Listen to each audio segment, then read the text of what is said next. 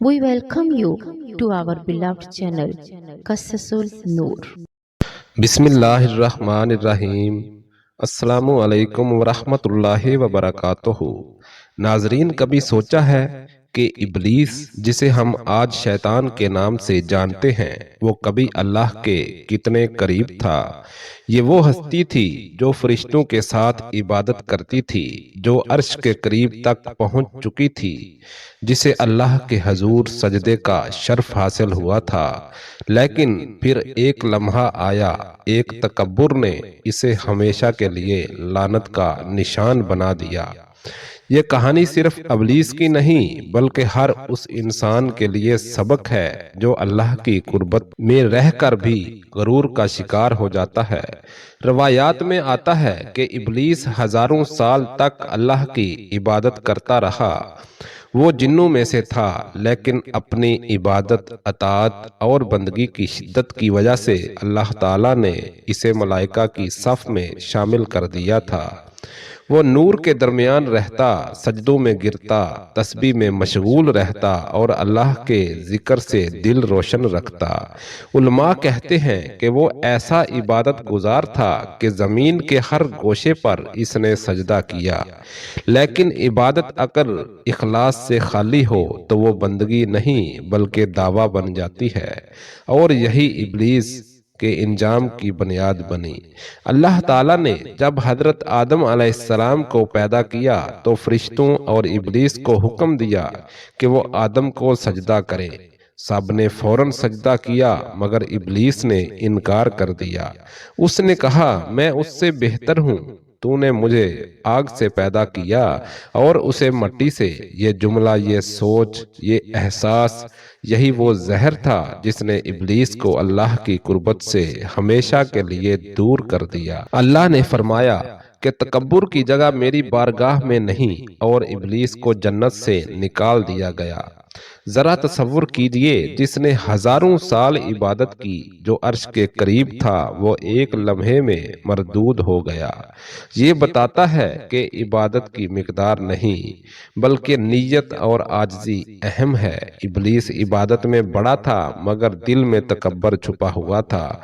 जब मौका आया कि अल्लाह का हुक्म इसके नफ्स के खिलाफ हो गया तो इसने अताअत छोड़कर गरूर को चुना। यही फर्क है बंदगी और खुद पसंदी में। इबादत तब कबूल होती है जब बंदा खुद को हकीर समझे और अल्लाह को सब कुछ जाने।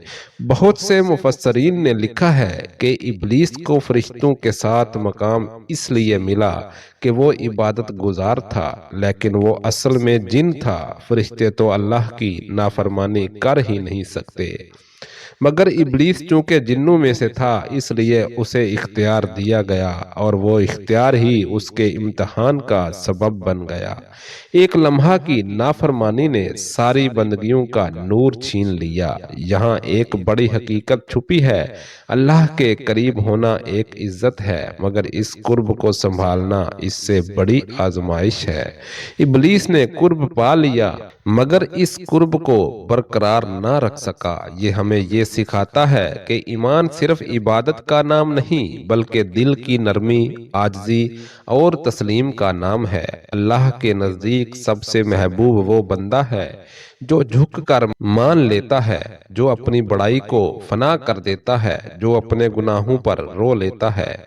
हदीस में आता है कि नबी सल्लल्लाहु अलैहि वसल्लम ने फरमाया, जिसके दिल में राई के दाने के बराबर भी तकब्बुर होगा, वो जन्नत में दाखिल नहीं होगा। ये वही तकब्बुर था जिसने इब्लीस को जन्नत से महरूम कर दिया। वो समझता था कि वो सबसे बेहतर है, लेकिन अल्लाह के दरबार में बड़ाई सिर्फ उसी की जात की है। ये भी रवायत में आता है कि इब्लीस अल्लाह से कहता था, ऐ रब, मुझे क़यामत तक मोहलत दे ताकि मैं तेरे बंदों को गुमराह करूं। लेकिन अल्लाह के दरबार में बड़ाई सिर्फ उसकी जात के लिए है। ये भी रवायत में आता है कि इब्लीस अल्लाह से कहता था, ऐ रब, मुझे क़यामत तक मोहलत दे ताकि मैं तेरे बंदों को गुमराह करूं। और अल्लाह ने फरमाया, जा, तुझे मोहलत दी गई, मगर मेरे बंदे जो मुखलस होंगे, تو ان پر کوئی اختیار نہیں پائے گا۔ یہ اعلان بتاتا ہے کہ اللہ کا قرب صرف ان کے لیے ہے جو اخلاص والے ہوں۔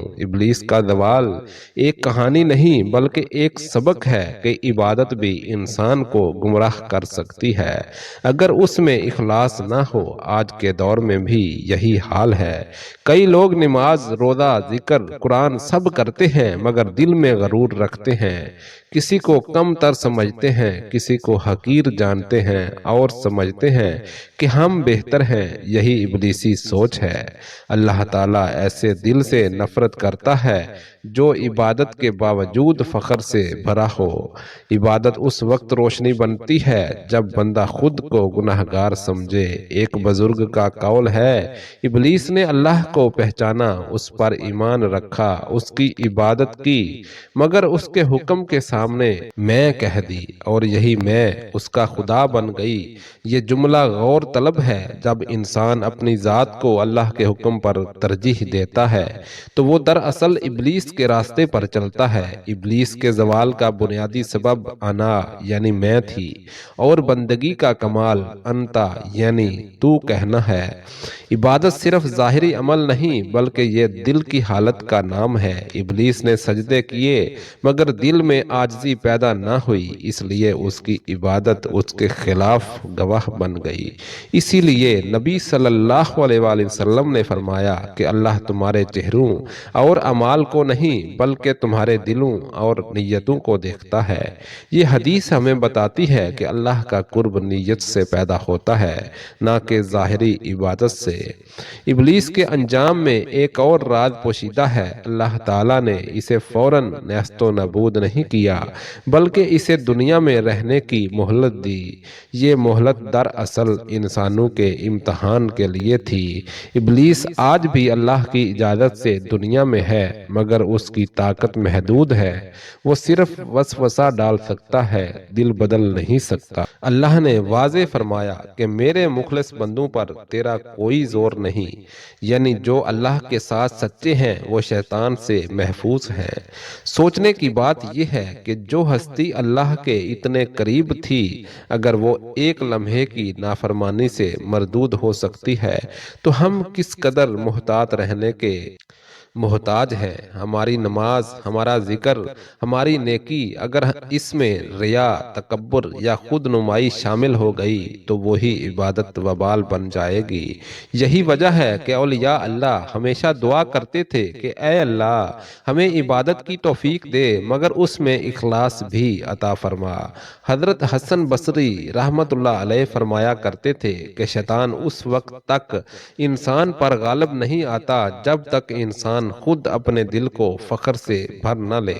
یہی حقیقت ہے، جب انسان عاجزی چھوڑ دیتا ہے تو شیطان اس پر قابض ہو جاتا ہے۔ ابلیس کی قربت اس کے غرور سے ختم ہوتی ہے مگر اللہ کی رحمت ان سب کے لیے باقی ہے جو سچے دل سے توبہ کریں۔